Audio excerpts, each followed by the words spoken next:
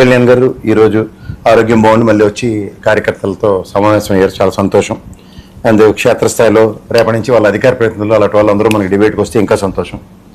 మూడోది, మీరు చెప్పినట్టు 150 మందితో స్థాయితో స్టార్ట్ చేసిన పవన్ కళ్యాణ్ గారి జనసేన పార్టీ 21 లక్షలు 21 స్థానాలు అన్నప్పుడు ఇది మేజర్ కంట్రిబ్యూషన్. ఇవాళ అధికారంలో ఉన్నప్పుడు కూడా సభ్యత్వ నమోదులు కనుక అవ్వకపోతే ఇంకా గట్టి మాట్లాడుందరు అందరూ.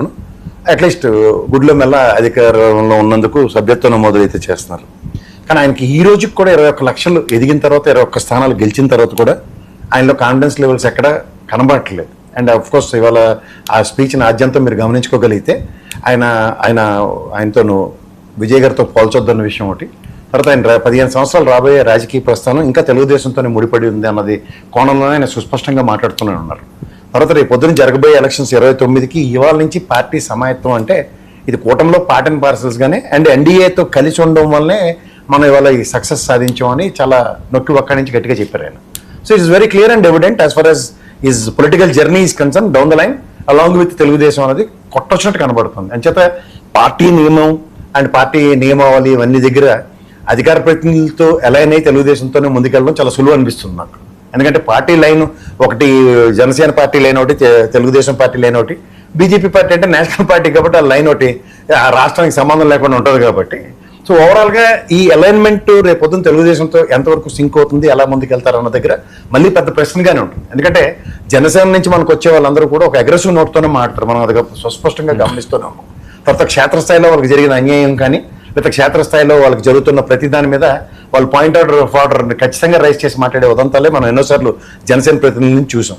కానీ ఇవాళ సమన్వయం సంధానపరుచుకునే నేపథ్యంలో తెలుగుదేశం అండ్ మేజర్గా జనసేన పార్టీ క్షేత్రస్థాయిలో చాలా దగ్గర ఫ్రిక్షన్స్ ఎదుర్కొంటుంది. బట్ ఉదాహరణకి చంద్రబాబు గారు కానీ అలాగే పవన్ కళ్యాణ్ గారు కానీ వాళ్ళ స్థాయిలో వాళ్ళు చాలా సంయమనాన్ని పాటిస్తున్నారు. ఆ సంయమనాన్ని పాటిస్తూ మరి రేపొద్దున డౌన్ ద లైన్ క్షేత్రస్థాయిలో ఉన్న లీడర్లకు కానీ లేదంటే అధికార ప్రతినిధులకు కానీ పవన్ కళ్యాణ్ గారు చంద్రబాబు గారికి ఎలాగో ఆ విషయం వెనతో పెట్టిన విద్య పైపెచ్చు అధికార ప్రతినిధులు కూడా ఒక లైన్ చాలా క్లియర్గా ఉంటుంది. వాళ్ళతో పొత్తులో ఉన్నప్పుడు వాళ్ళు అవుట్ ఆఫ్ ద లైన్ ఎప్పుడు మాట్లాడరు తెలుగుదేశానికి సంబంధించిన విషయంలో. వీళ్ళకి అనుభవ రాహిత్యంతో అక్కడ పాయింట్ ఆఫ్ సిచ్యువేషన్స్ని ముఖ్యంగా నియోజకవర్గాల పరిధిలో జరుగుతున్న అన్యాయాన్ని ఖచ్చితంగా వీళ్ళెత్తి చూపించడంలో ఇక మీద నుంచి జనసేన పార్టీ ఏ విధంగా ముందుకెళ్తుంది అన్నది కూడా పెద్ద ప్రశ్నగానే ఉంది.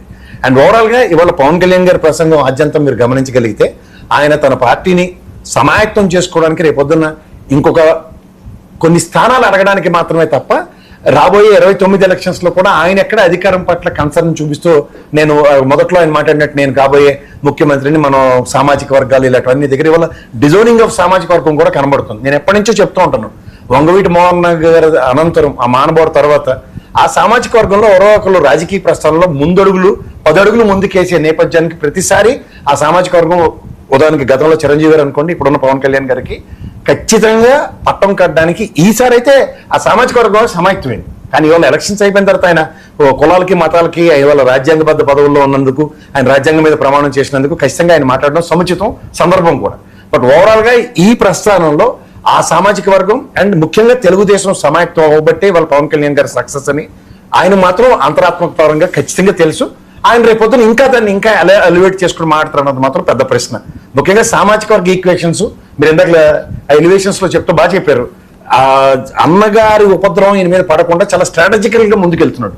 కానీ ఎక్కడా కూడా ఒక ధీరత్వాన్ని వీరత్వాన్ని పార్టీ పరంగా ఎక్కడ కనిపించేలా ఒకతరం దాన్ని ఎక్కడ కప్పిపుచ్చుకుంటూ ఈసారి ఆయన చంద్రబాబు గారి జైలు అనంతరం అయితే తన పోరాట స్ఫూర్తిని సమయ స్ఫూర్తిని what ever you name it as end of the day is just అలా చూడండి, మనం నిద్ర వస్తే చూడండి అమ్మ ఒళ్ళో తలపెట్టుకుని పడుకోవడానికి ఎలా పోతామో అలా వాళ్ళ చంద్రబాబు గారు తెలుగుదేశం సన్నిధానంలో ఖచ్చితంగా ఆయన సక్సెస్ చూశాడు.